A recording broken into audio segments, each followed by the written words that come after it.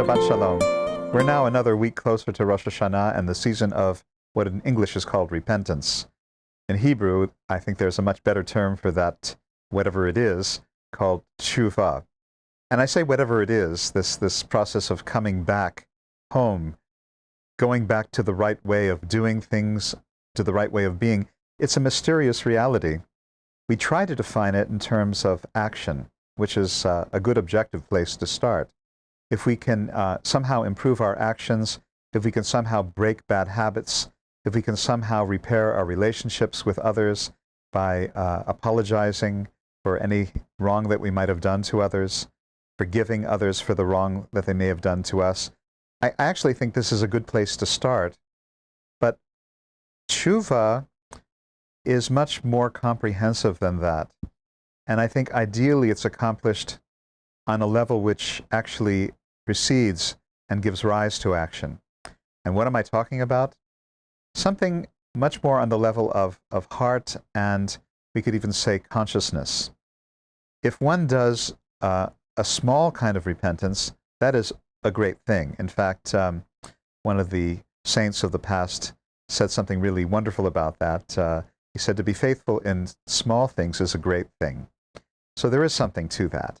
But how do you get to that state in which it's actually possible to repair these little small details in our life that continually go wrong?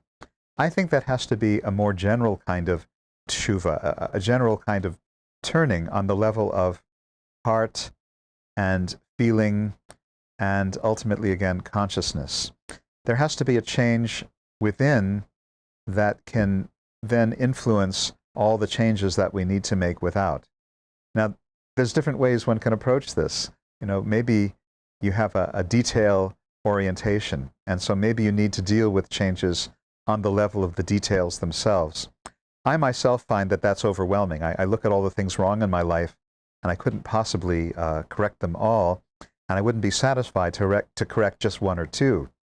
So what I need, and what I have found is effective, is if I can go on a kind of spiritual retreat, to go within myself. And literally, I went on a spiritual retreat this past summer.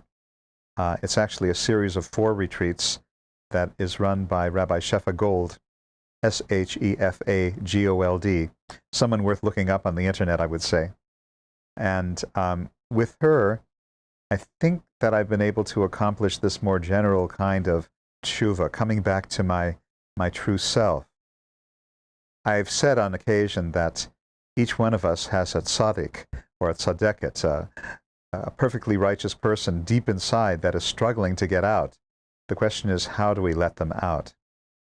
If we're in the right frame of consciousness, if we're in a spiritual community where there is a united intention around making this kind of connection with our true spiritual nature, that I think is the most effortless and effective way of really being able to return to this true self which is struggling to get out, that true self which is always connected to God, in spite of who we are now, what we might have done in the past, or even what we're doing right here and now in the present. There is this very, very powerful force of righteousness within. If we can connect to that by going within, then repentance becomes much more of a joy, and much more effective, much more effortless, and joyful.